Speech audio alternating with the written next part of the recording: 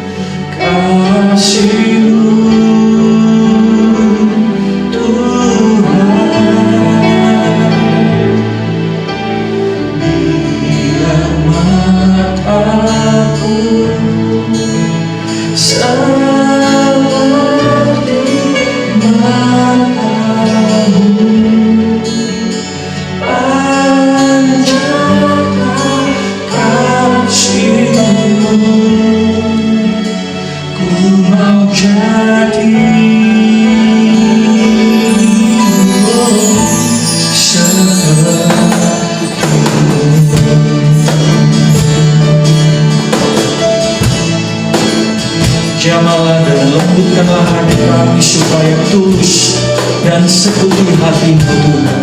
Ini rindu kami, hatiku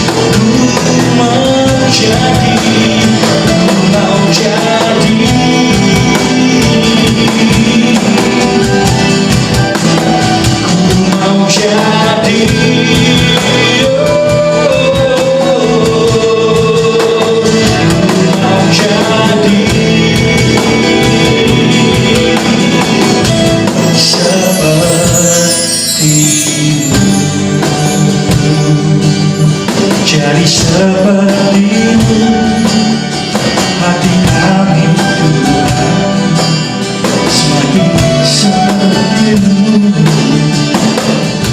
hati ini milikmu. Kami buka hati kami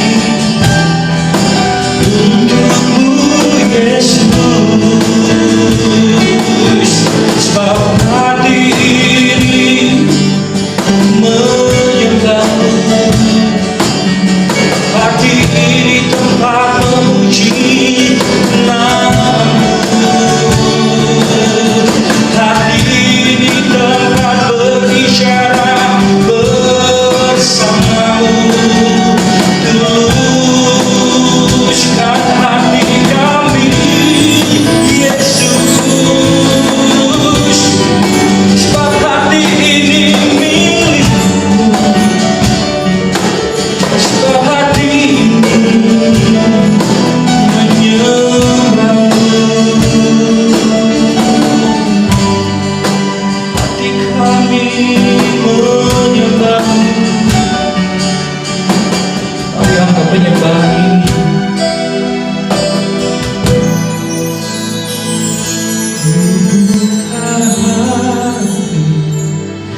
Untuk jamahan berserapan di hadirat-Mu. Kau ambil alih seluruh hidupku di altar-Mu menyembah. Mari buka hati kita, katakan, mari kita kuduskan hati kita. Mari kita berikan hati yang murni di hadapan Tuhan, supaya penyembahan ini berkenan di hati Tuhan.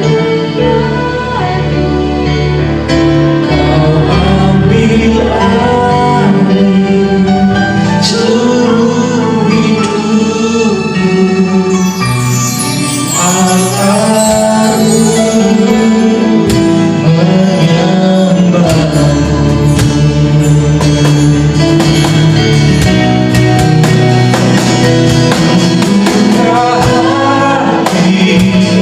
Untuk jamahan-Mu berserah penuh di hadirat-Mu.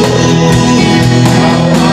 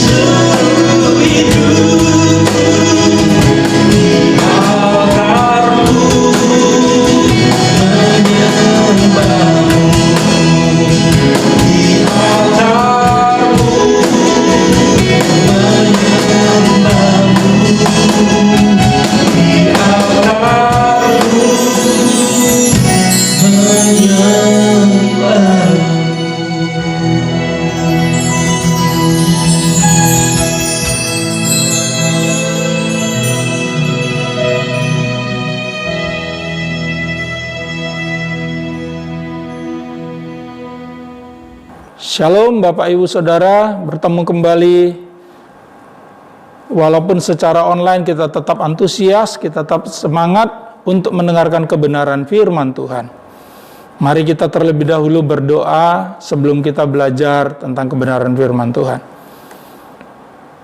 Terima kasih Tuhan, kami bersuka cita bersama-sama bisa beribadah, memuji, menyembah Tuhan, memuliakan Tuhan, dan saatnya kami akan mendengarkan kebenaran firman Tuhan.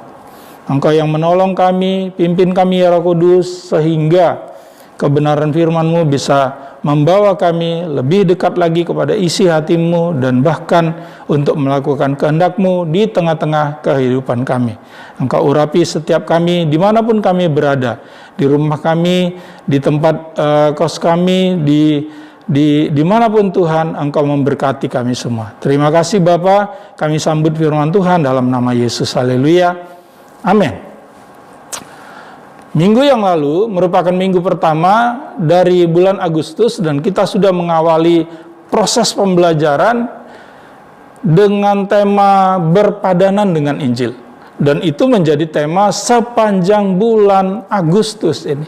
Minggu ini kita akan belajar dengan judul merendahkan diri seperti Kristus. Merendahkan diri seperti Kristus merupakan tema yang sangat penting, karena itulah tujuan hidup kita. Tujuan hidup kita untuk senantiasa setiap hari semakin rendah hati, semakin merendahkan diri, semakin menyadari bahwa Kristus itu menjadi teladan dan panutan dalam kehidupan kita. Ibu, bapak, saudara-saudari, topik yang akan kita pelajari pada hari ini adalah murid-muridnya wajib. Saya sengaja memberi kata wajib dengan warna yang berbeda, karena itu yang menjadi perhatian kita, fokus kita. Murid-muridnya wajib merendahkan diri dan memikul salib.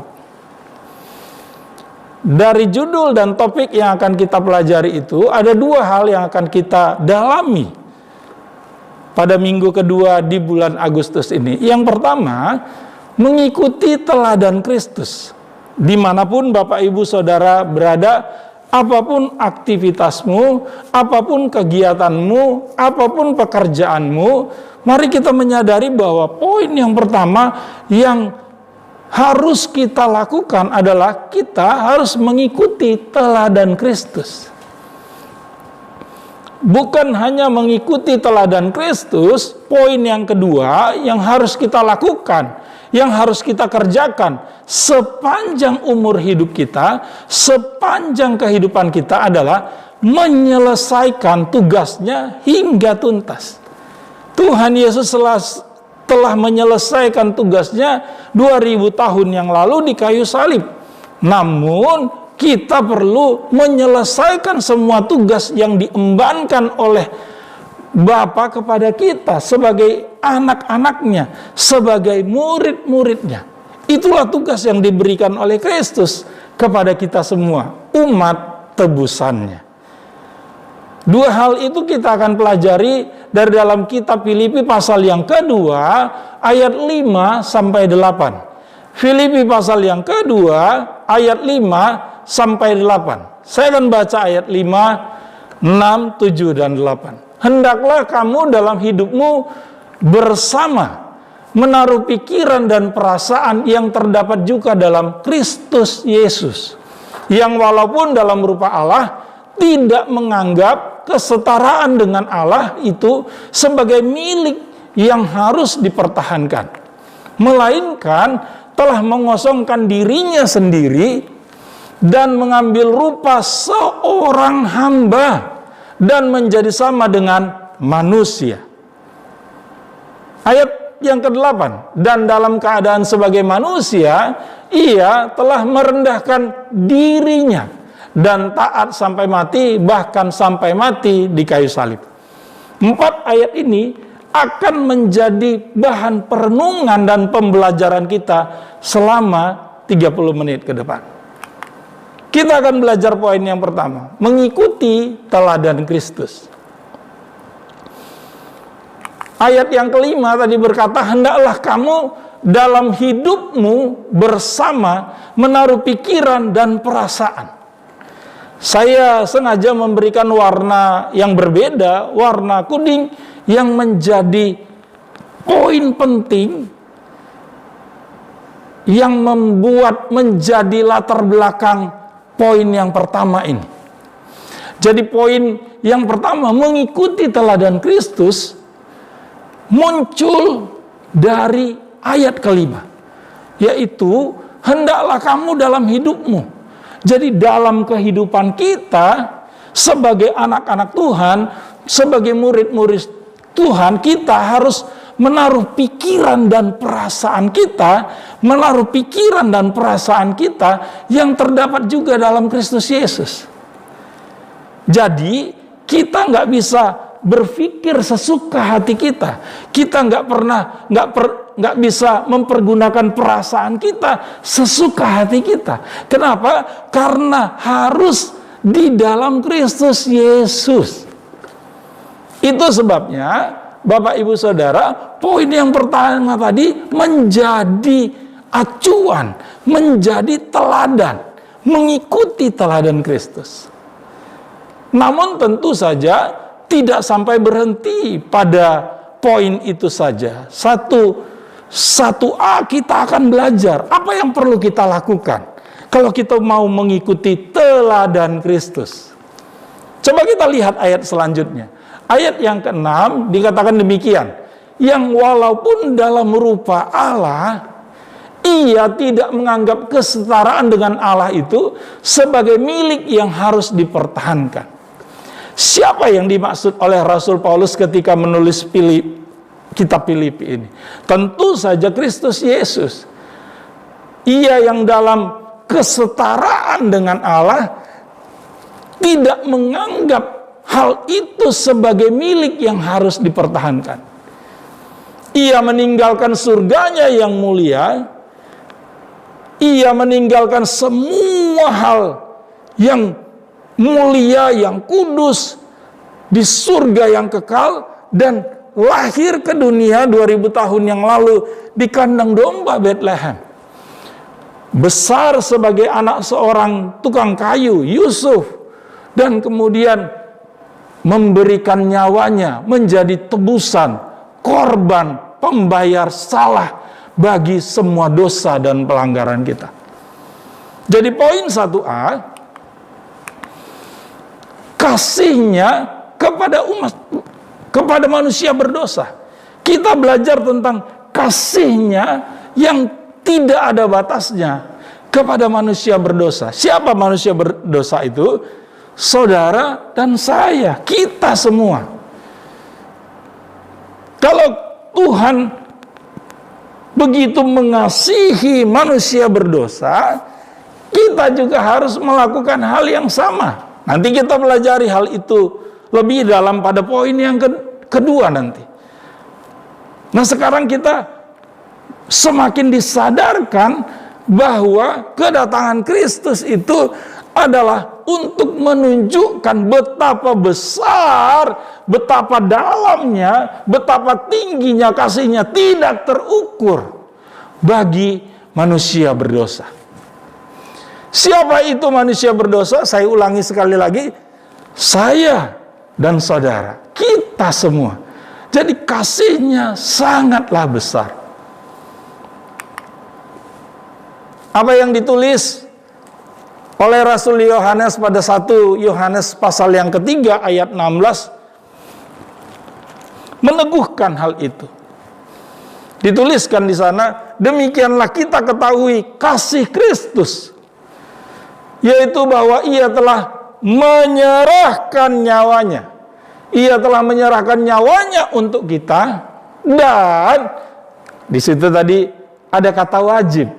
Ada topik di atas kata wajib juga. Kita pun wajib menyerahkan nyawa kita untuk saudara-saudara kita.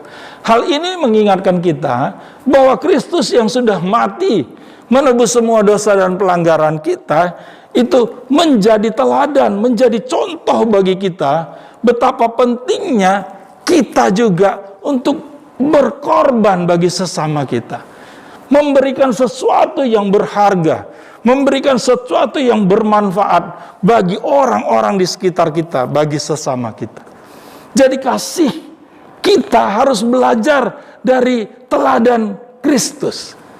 Kita mau menerapkan kasih Kristus, kita harus belajar dari Sang Pemberi teladan kasih, yaitu Yesus Kristus Tuhan kita.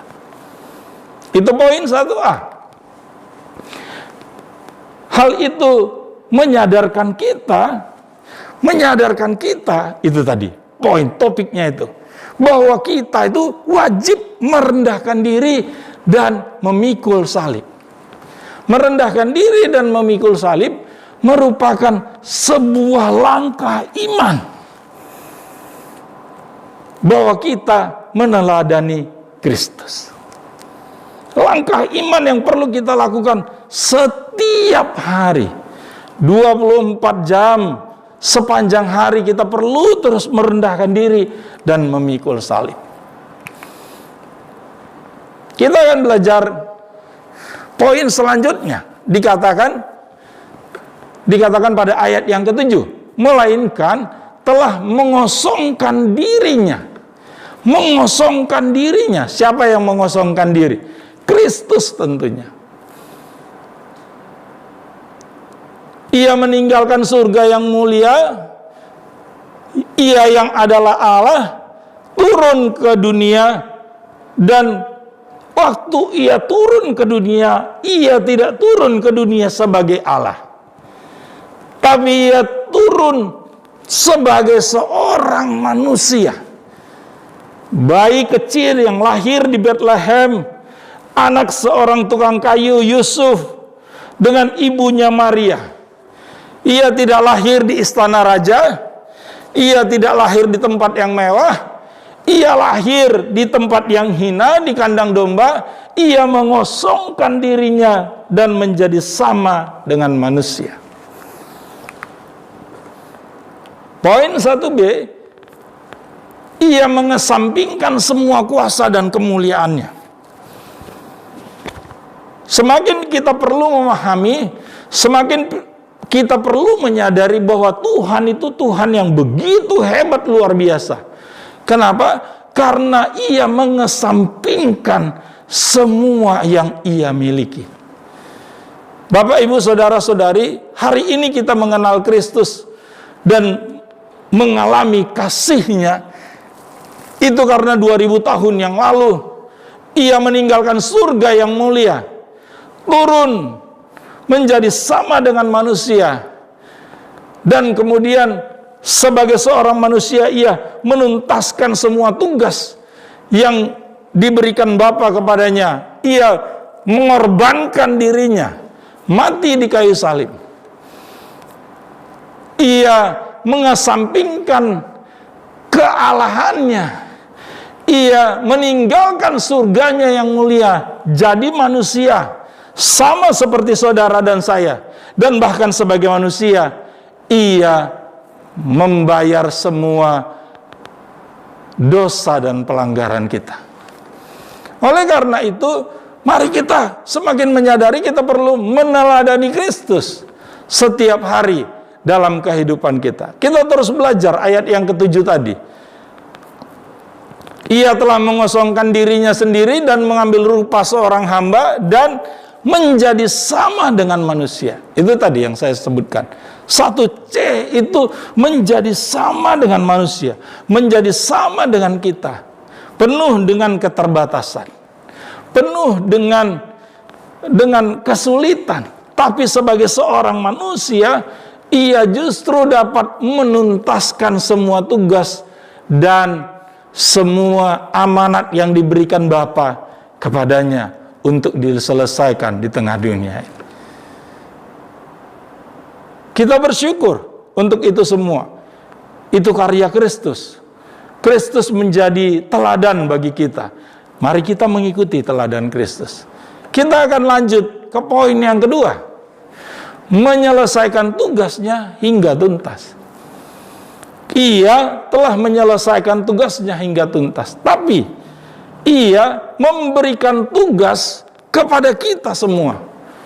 Apa itu? Tugas yang harus kita kerjakan setiap hari. Apa itu? Mari kita lihat. Ayat yang ke-8. Dan dalam keadaannya sebagai manusia, ia telah merendahkan dirinya dan taat sampai mati, bahkan sampai mati di kayu salib. Poin 2a. Kristus merendahkan diri dan taat sampai mati di kayu salib. Kalau ia menyelesaikan tugasnya dengan tuntas, maka kita sebagai anak-anak Tuhan, kita sebagai pengikut-pengikut Kristus juga perlu menuntaskan, juga perlu menyelesaikan semua tugas dan kewajiban kita untuk meneladani apa yang Kristus sudah lakukan. Ia taat sampai mati. Demikian juga kita harus taat melakukan semua tugas dan kewajiban kita hingga tuntas, hingga selesai. Apa yang perlu kita kerjakan, apa yang perlu kita lakukan.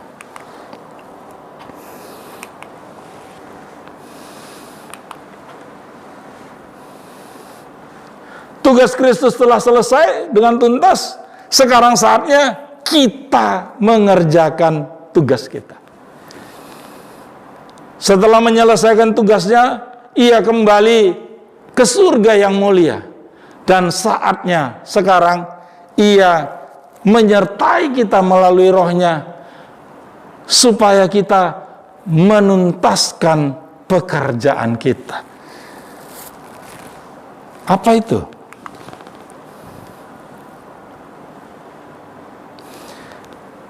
Matius 16 ayat 24. Ada satu kalimat yang Tuhan Yesus sampaikan langsung kepada murid-muridnya. Matius 16 ayat 24. Lalu Yesus berkata kepada murid-muridnya. Saya sengaja garis bawahi kata murid-muridnya untuk mengingatkan kita bahwa ini adalah pesan Kristus khusus buat kita. Saya mau tanya Bapak Ibu Saudara, dimanapun engkau berada menyaksikan ibadah online ini, apakah engkau murid-murid Kristus? Kalau jawaban Bapak Ibu Saudara ya, pesan ini untuk Bapak Ibu Saudara. Tapi kalau tidak, pesan ini bukan untuk Bapak Ibu Saudara. Kenapa? Karena Kristus memang sedang bicara kepada murid-muridnya. Saya baca lagi ayat itu lengkap. Lalu Yesus berkata kepada murid-muridnya. Saya sengaja garis bawahi kata murid-murid. Apa yang dikatakan oleh Yesus kepada murid-muridnya? Kalau dulu 2000 tahun yang lampau ia berkata secara fisik langsung kepada murid-muridnya, hari ini ia berkata, firman ini juga berkata kepada kita, murid-muridnya. Apa itu? Setiap orang yang mau mengikut aku, saya garis bawahi setiap orang yang mau mengikut aku, artinya semua murid-muridnya yang bersedia mengikuti Kristus, untuk dialah pesan ini. Kalau Bapak Ibu Saudara, pertanyaannya sama juga. Kalau Bapak Ibu Saudara pengen menjadi murid-murid Kristus dan mau mengikut aku, seperti perkataan Kristus ini, untuk kitalah ayat ini. Saya terus lagi. Apa itu? Ia harus menyangkal dirinya. Jadi sebagai murid-murid Kristus, kita, saya dan saudara harus menyangkal dirinya. Kita harus menyangkal diri. Karena kata iya di situ bukan huruf besar, yaitu huruf kecil. Artinya bukan untuk Tuhan, tapi untuk kita, murid-muridnya. Ia harus menyangkal dirinya.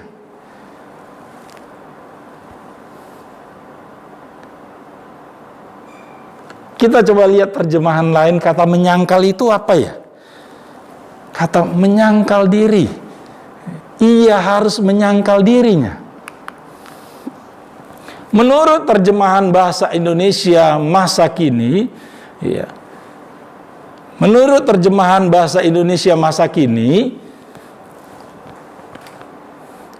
itu kebalik itu, BMIK, harusnya BIMK. Matius 16 ayat 24, khususnya kata menyangkal dirinya itu dituliskan seperti ini. Kemudian Yesus berkata kepada pengikut-pengikutnya, orang yang mau mengikut aku, ia harus melupakan kepentingannya sendiri. Waktu saya baca terjemahan BIMK ini, saya mikir, saya sebentar merenung, benarkah saya sudah melupakan kepentingan saya sendiri demi orang lain? Sejauh ini saya harus jujur bahwa ada proses yang panjang untuk kita bisa sampai di situ. Ada proses yang panjang untuk kita bisa sampai di situ. Tapi jangan menyerah. Artinya jangan berhenti sekarang. Teruslah berjalan. Teruslah maju. Kalau kadang-kadang kita masih memikirkan kepentingan kita sendiri, nggak apa-apa, Bapak Ibu Saudara, maju terus, melangkah. Karena salib itu adalah melupakan kepentingannya sendiri. Memang kita nggak bisa langsung 100%, tapi mungkin kita telah melakukannya 40%. Mungkin kita telah melakukannya 50%, mungkin kita telah melakukannya 60%, mungkin kita telah melakukannya 70%, mungkin kita telah melakukannya 75%. Majulah terus. Majulah terus. Kenapa? Karena salib itu ternyata adalah melupakan kepentingan kita.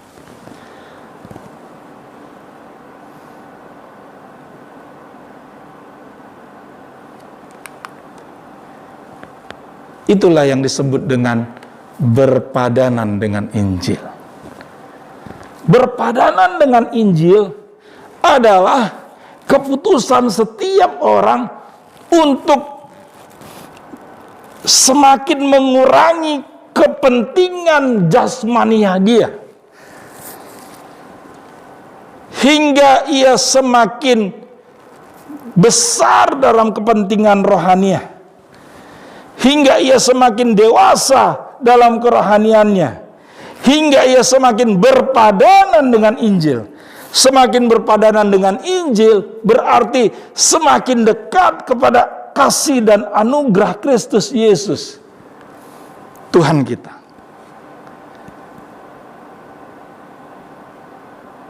Perjalanan yang sulit tentunya iya. Saya nggak sampaikan ini adalah sesuatu yang mudah bagi kita, tidak. Namun kita dapat menjalaninya bersama dengan Tuhan. Itu sebabnya poin 2B itu melupakan kepentingan kita. Sama seperti ayat tadi, tapi dari terjemahan bahasa Indonesia masa kini. Melupakan kepentingan kita. Saya akan lanjut. Matius 16 ayat 24, kalimat yang terakhir, ia harus menyangkal dirinya, memikul salibnya dan mengikut aku. Memikul salibnya dan mengikut aku. Di dalam Matius 19 ayat 16 sampai 24 ada sebuah kisah di mana seorang bertemu dengan guru, bertemu dengan Yesus. Dia berkata ayat 16, "Guru, perbuatan baik apakah yang harus kuperbuat untuk memperoleh hidup yang kekal?" Jawab Yesus, apakah sebabnya engkau berkata kepadaku tentang apa yang baik? Hanya satu yang baik. Tetapi jika engkau ingin masuk ke dalam hidup, turutilah segala perintah Allah. Komunikasi antara seorang muda dengan Kristus pada waktu itu. Kita lihat ayat 18. Kata orang itu kepadanya, perintah yang mana? Kata Yesus, jangan membunuh, jangan berzina, jangan mencuri, jangan mengucapkan saksi dusta, hormatilah ayahmu dan ibumu, dan kasihilah sesama manusia seperti dirimu sendiri. Orang muda itu bilang, semuanya itu telah kuturuti, apalagi yang masih kurang? Orang muda ini bukanlah orang yang jauh dari Tuhan. Ia adalah orang yang taat melakukan firman Tuhan. Ia adalah orang yang mengarahkan kehidupannya untuk melakukan Taurat Tuhan. Sehingga dia merasa bahwa apalagi yang aku harus kerjakan? Apalagi yang harus aku turuti dari kebenaran firman Tuhan? Lalu Yesus berkata kepada orang muda itu, jikalau engkau hendak sempurna, pergilah, jualah segala milikmu, dan berikanlah itu kepada orang-orang miskin, maka engkau akan beroleh harta di sorga. Kemudian datanglah kemari dan ikutlah aku. Apa yang disampaikan oleh Yesus kepada anak muda itu, jualah segala milikmu, berikan kepada orang-orang miskin, maka engkau akan beroleh harta di sorga. Kemudian datanglah kemari dan ikutlah aku. Pesan apa yang sedang disampaikan Yesus kepada anak muda itu? Pesan bahwa kita tidak boleh terikat kepada hal-hal yang jasmaniah yang ada di tengah dunia ini. Melakukan firman, iya, tapi nggak cukup hanya itu saja. Melakukan firman itu harus direalisasikan dalam tindakan nyata.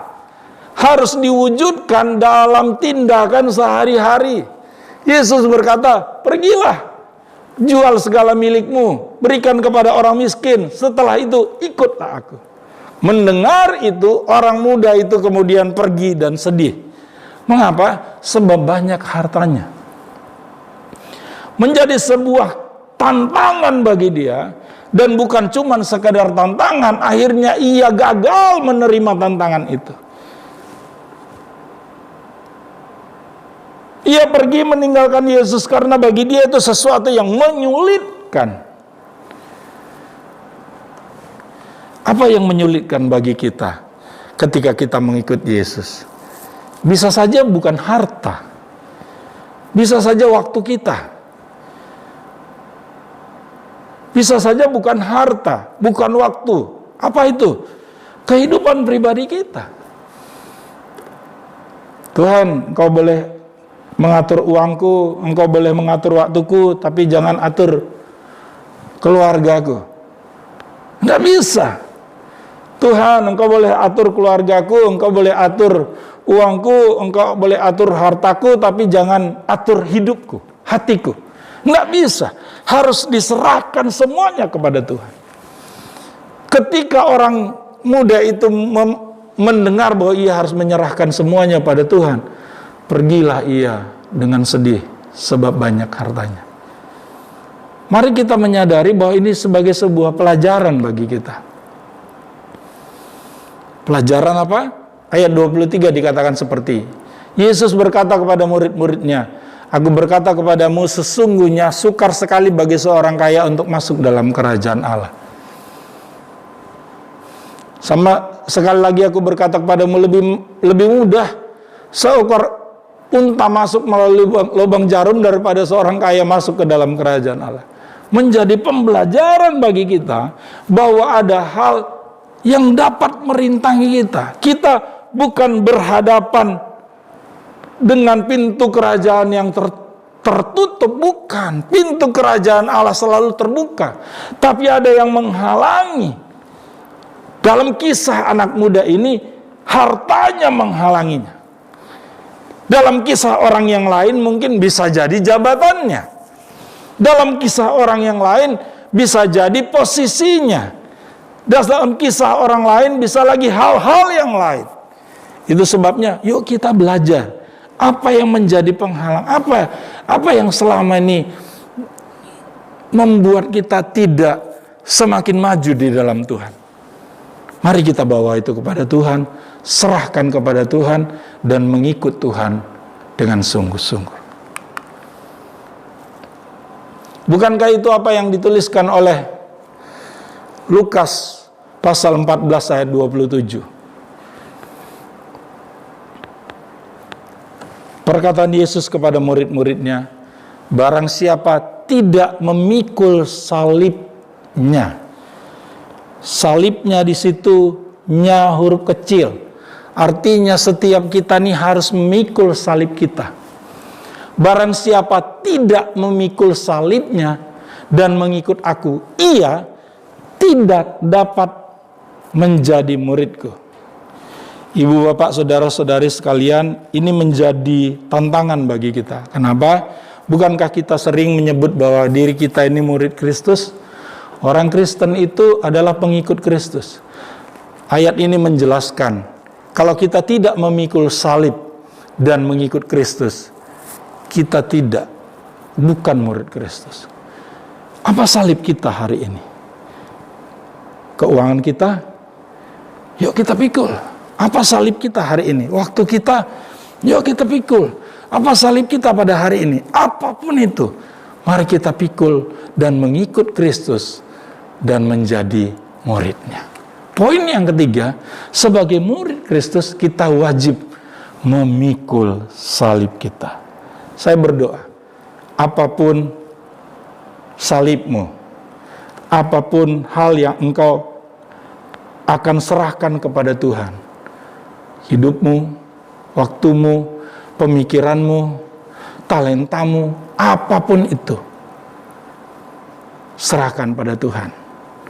Dan kemudian mari kita pikul salib supaya kita menjadi murid Kristus yang memuliakan namanya. Amin. Dua hal yang kita belajar sepanjang 30 menit ini. Yang pertama, mengikuti teladan Kristus. Yang kedua, menyelesaikan tugasnya hingga tuntas. Saya berdoa Bapak Ibu diingatkan dan bahkan melalui firman Tuhan ini kita disadarkan untuk semakin menyadari hidup kita perlu berpadanan dengan Injil. Amin. Terima kasih Bapa untuk kebenaran firman-Mu. Kami meminta anugerah-Mu ya Tuhan, supaya Engkau memampukan kami untuk melakukan kebenaran firman-Mu dalam hidup kami. Semua yang sudah kami dengarkan, mampukan kami Roh Kudus untuk melakukannya dalam kehidupan kami. Terima kasih Bapa untuk waktu di mana kami belajar kebenaran firman-Mu. Di dalam nama Tuhan Yesus Kristus kami berdoa. Amin.